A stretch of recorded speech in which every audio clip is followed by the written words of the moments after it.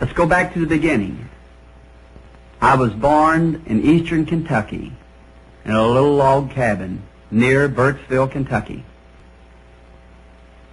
The morning of my birth, I'm told of my parents that there was a light came into the room and hung over me.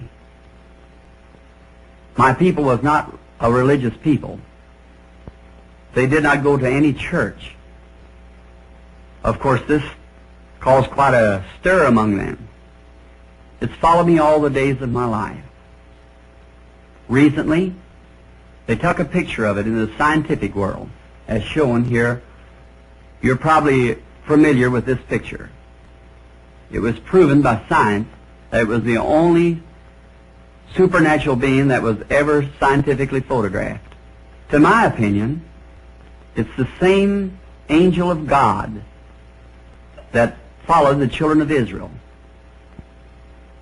from Egypt unto Palestine. You know, as a scholar yourself, that was the angel of the covenant, none other than our Lord Jesus Christ. At the age of 7, we moved from Kentucky to Indiana, up the road a bit from where we live now. We packed our water then from a well, some city block, I suppose, behind the old country home.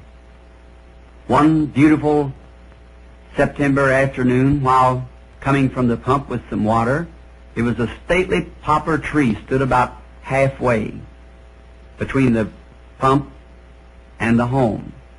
Passing by there was a whirl of wind in the tree, what we call here a whirlwind.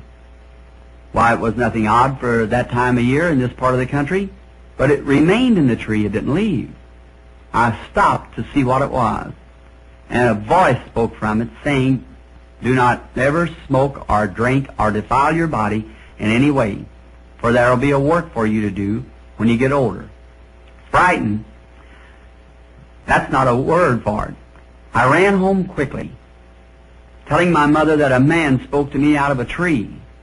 Well, she thought I was nervous. She put me to bed.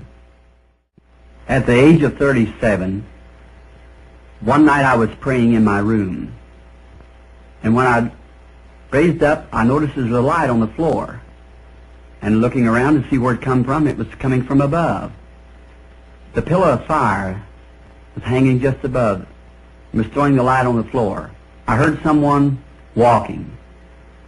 I looked coming through the room.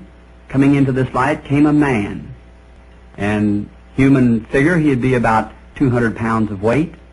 He had dark hair to his shoulder, an olive complexion. He's barefooted.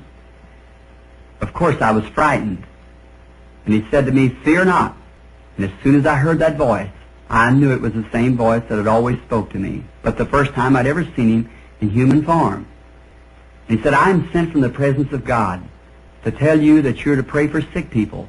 Great signs and wonders will be following your ministry, and you'll be praying for kings and monarchs and so forth."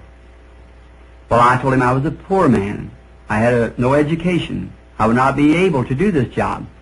He said, as Moses was given 2 signs of confirmation of his ministry, that I would be given 2 signs. One would be the praying for the sick, the miracles, and the other would be, you know, the very secrets of the people's heart.